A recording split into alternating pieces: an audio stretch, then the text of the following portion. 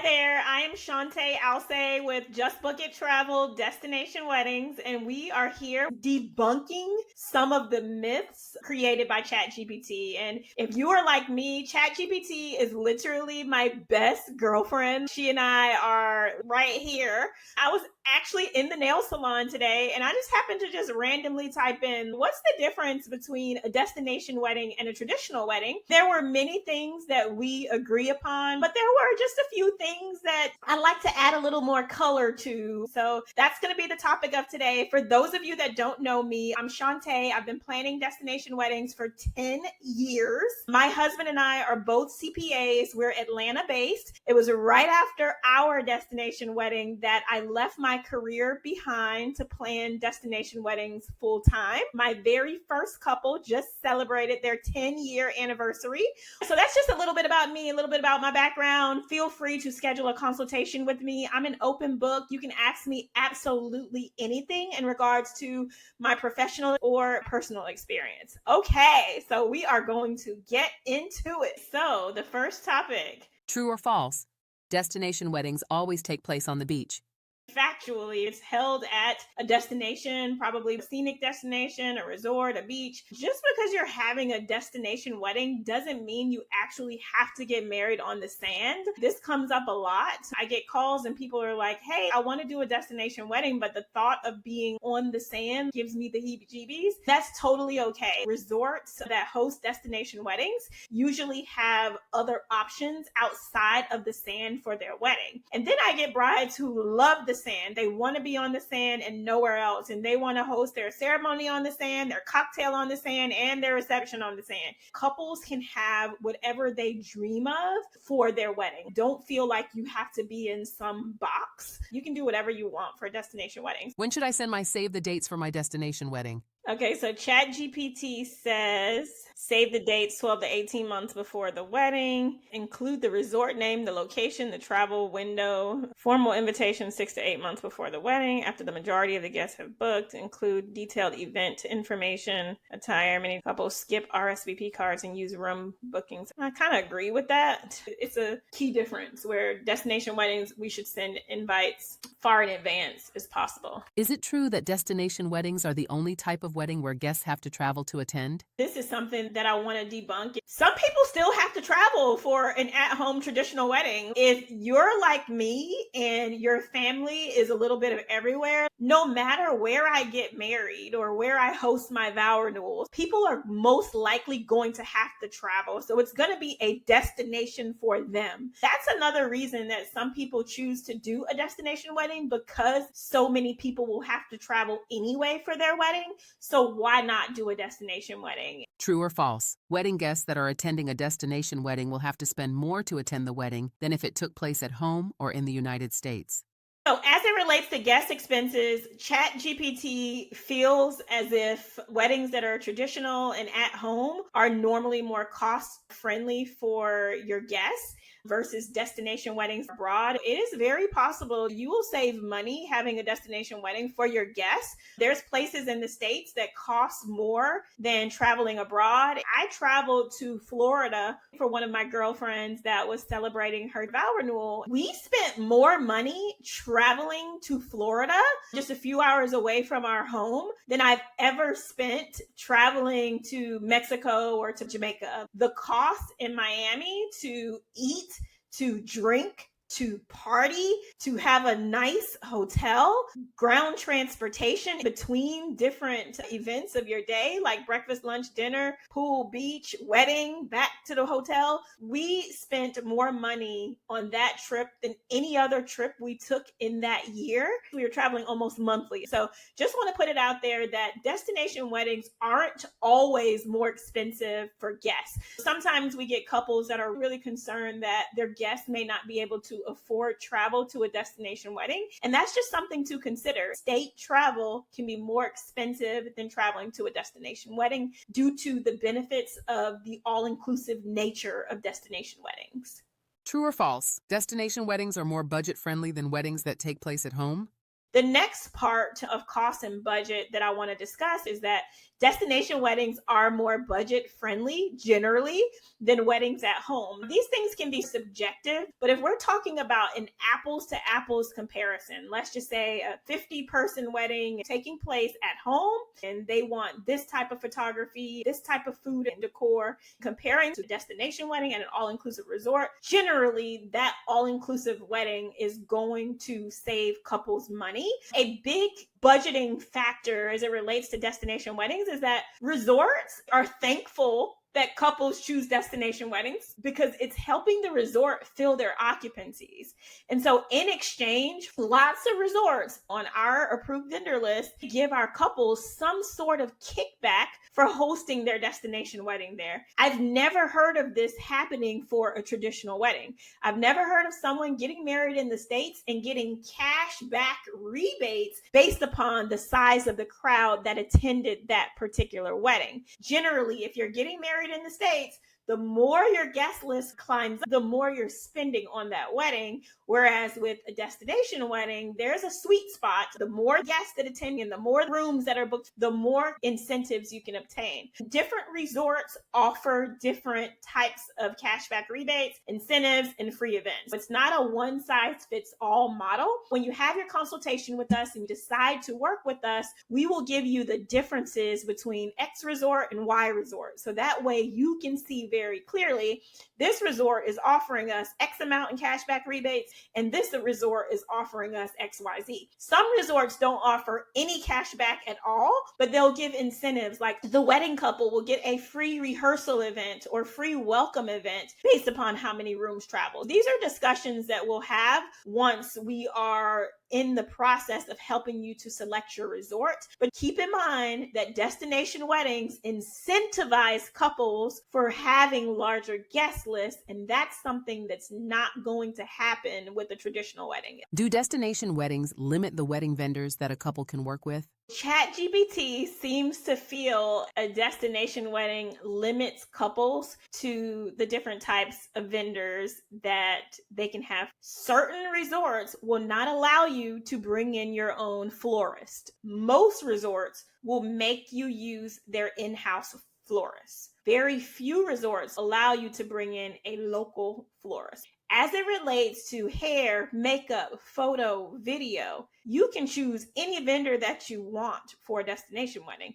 You can bring your own vendor. If you have a local photographer and you want to bring them to your destination wedding, you can absolutely do that. If you found a local hair or makeup artist and you want to bring them in to do your hair and makeup, you can absolutely do that as well. I don't want anyone to think you don't have the flexibility to have the vendors that you want. Now, there's a caveat. Resorts charge what they call an outside vendor fee. I like to say business displacement fee versus outside vendor fee. Resorts feel a way about you going out and finding your own hair and makeup artist rather than using their in-house hair and makeup artist. Same with photo and video. They prefer you to use their in-house photo video company rather than bringing in an external company. The reason for this is that resorts feel very responsible for your overall wedding planning experience. They tell you, you can bring in your own florist, you can bring in your own hair and makeup, photo, video, you can bring your own lighting person that's going to be hanging lighting, you can bring your own person that's going to be putting down the dance floor. The resort, at the end of the day, their name is on the hook if you have a bad experience. If you hire a florist that doesn't show up on the day of your wedding, and then you go to the resort and say, hey, my florist didn't show up, can you get me some flowers real quick for this wedding that's about to start? The resort is going to have a hard time cleaning up behind vendors that don't follow through on their promises. There are shady vendors, shady travel agents. There's just shady people all the way around. And so I think everyone has to protect themselves and protect their interests. And so the resort's way of holding on to their in-house vendors, ensuring top level of satisfaction within their control of the services you're going to be receiving, is by charging you that outside vendor fee. So that way you just kind of have to think twice about it. Do I really want to use this outside photo video person? If I am going to pay this fee, maybe I'll do a little more due diligence. Maybe I'll read some reviews. I'll look beyond just their beautiful Instagram page. I'll look up past couples. I'll ask if I can interview past couples. I'll look them up on a Better Business Bureau. Maybe couples will take additional due diligence when it comes to vetting businesses because the resorts make it harder to bring in your own vendor versus using their vendor. The resort wants you to have the best wedding experience, and that is just it. That's the resort's way of protecting you and their brand. Okay, next one. True or false? Destination weddings are more informal than stateside weddings.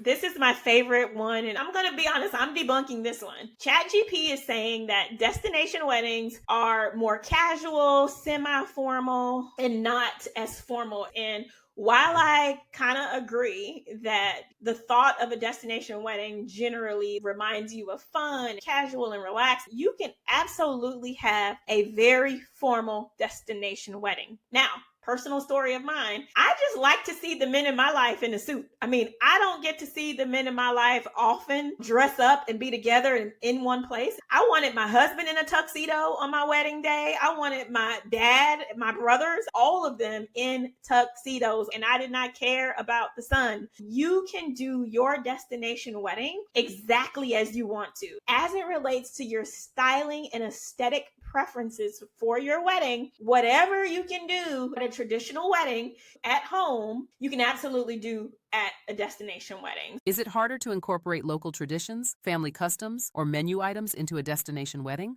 ChatGPT says that it's harder to incorporate local traditions, family customs, or different menu items into a destination wedding. Whatever you do at home, you can do at a destination wedding. Just like there's a cost for it at home, there's also a cost for it at a destination wedding. If you want to jump the broom, you can. If you want your sand ceremony, you can. If you want to do the money dance, you can. If you are of South Asian descent and you want a South Asian wedding, we can do it in destination as well. You can have whatever you like, and you do not have to hold anything back because you're getting married at a destination wedding versus a wedding that's at home. Is it harder to anticipate and plan for the weather at a destination wedding? ChatGPT is saying that the local weather at home is easier to anticipate and plan for. I tell all of my couples, you can not prepare for weather. Rain can happen at any time. If you're thinking that having a destination wedding is going to be more risky because of the rain, then I think that is a myth. Yes, there are certain months that couples should be more cognizant of the chance of rain, but that can also happen in the States too. There's times in the States where there's heavier chances of rain. It's all unpredictable. The good thing about a destination wedding is that there's always a backup location. If you're planning to get married on the beach, you best believe that resort has a set aside venue for you to host your celebration indoors or covered. So there's always going to be a backup location as it relates to the ceremony and the reception. Next ChatGPT topic. Is it true that the honeymoon is part of the destination wedding experience versus if the couple got married stateside and traveled for their honeymoon? After the wedding, it's saying that the honeymoon is a part of the trip experience and that at-home weddings will have a separate honeymoon from the actual wedding event itself. That's something I want to debunk. I give all of my couples the option. If we're having your destination wedding in Cancun, let's say, as an example, you get 7 days off work. You can spend 4 to 5 nights at one destination for the wedding and then another 2 to 3 nights at a different resort. We can switch up the entire scenery. Generally, destination weddings have that one kid that says they're going to come, so the wedding has to be at a kid-friendly resort, but we can move that wedding couple to an adults-only property with different views, aesthetics, amenities, and give them a completely different feel for their honeymoon before they travel back home. Now, on the other hand, I have some couples that have 2 weeks off of work. That's more time to utilize that destination.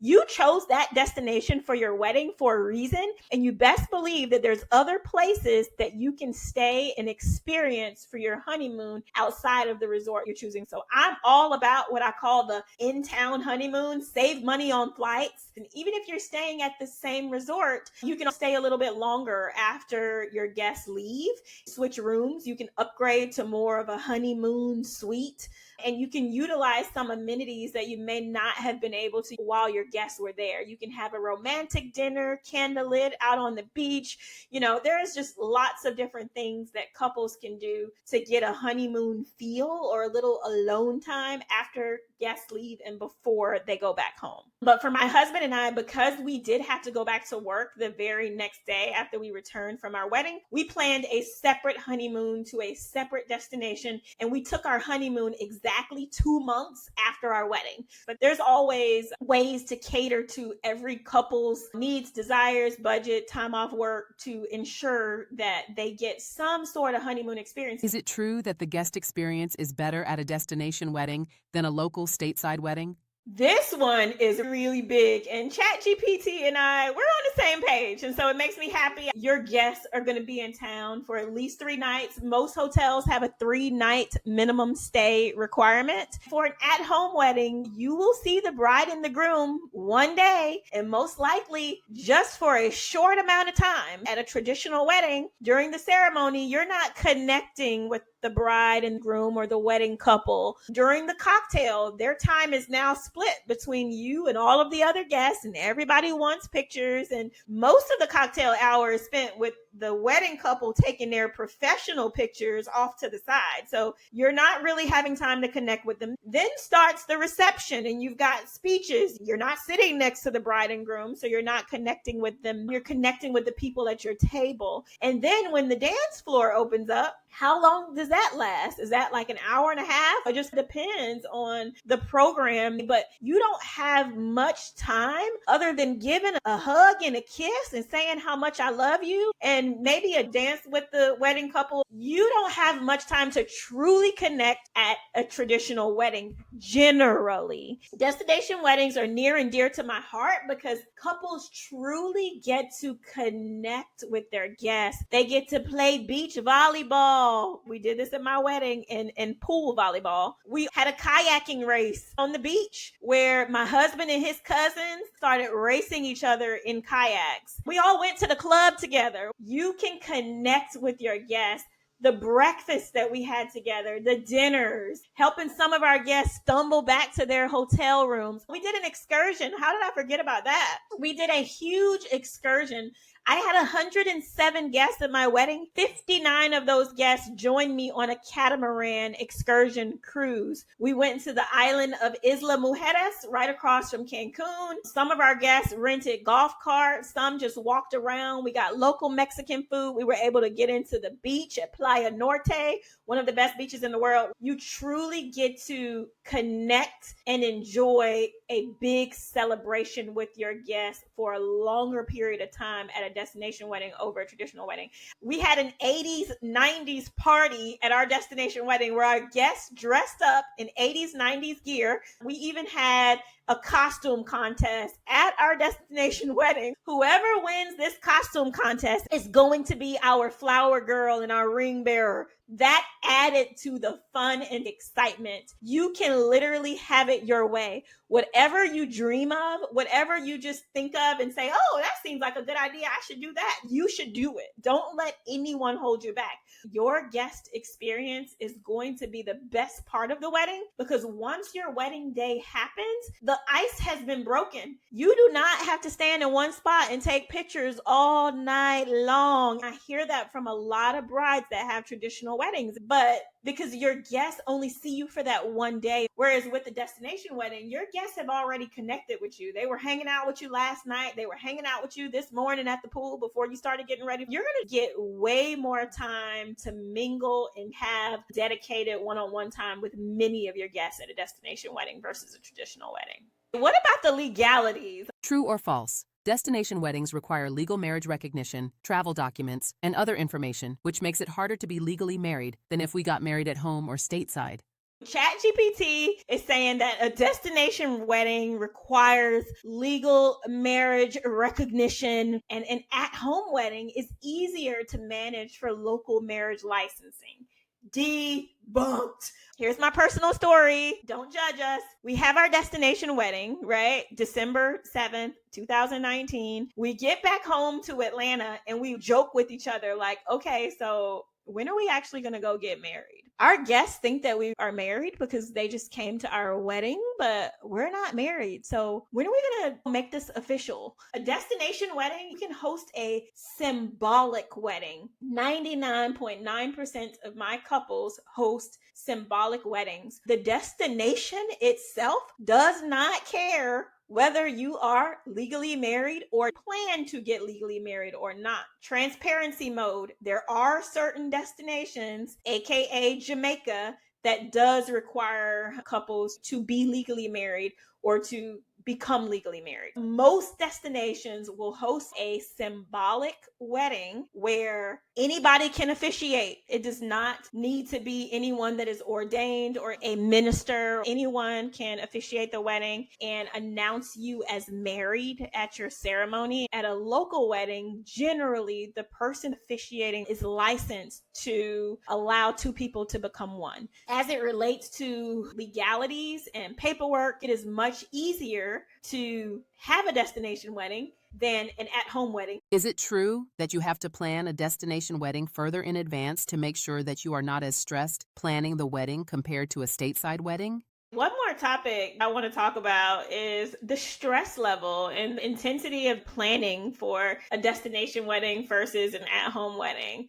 ChatGPT seems to feel you need to plan the wedding really far in advance and have all these things concrete far in advance. You can literally plan the event portion of a destination wedding in a week. If you are getting married next Saturday, you can do your planning between now and then, and everything you hope, desire, wish for can, for the most part, I can promise to you, we can make it happen for you. At a destination wedding, vendors are cranking out 2-3 weddings a day. There's generally nothing new under the sun about what couples want. They're up on different trends, photography trends, floral design trends, themes. You can plan a wedding in a very short period of time. With an at-home wedding, you need to solidify your vendors in advance and make a deposit for every single vendor: floral, decor, DJ, dance floor, hair, makeup, the person who's bringing in your cake, your caterer. Because the resort has the capacity to handle all of your needs, it can be planned in a very short period of time. When people say that destination weddings are planned farther in advance, that's because of your guests.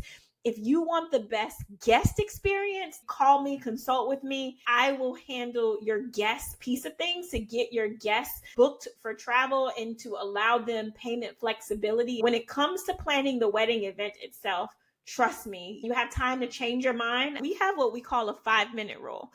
If you are ever spending more than 5 minutes on any one particular task, we think that is too much time. And I invite you to message our team. Let us know what you're spinning your wheels on so that we can help you and assess. Our goal is to allow you to sit back and relax while we manage the entire guest experience. If you're not in contact with your guests throughout wedding planning and are too busy with life, guess what? Your guests will still show up to your wedding super prepared, because my team will ensure that by all of our healthy communications that we will provide to your guests. So put the guest planning in our hands and we got you covered. As far as event planning, don't stress, don't overthink. You got plenty of time to plan the events and the details of the event itself. Well, this is where our time comes to an end. Thank you so much for listening to this episode of the Just Book It Travel Destination Weddings podcast. You can find us at www.justbookittravel.com. You can email me directly at Shonte@justbookittravel.com. Like, follow, share. I'd appreciate if you do that.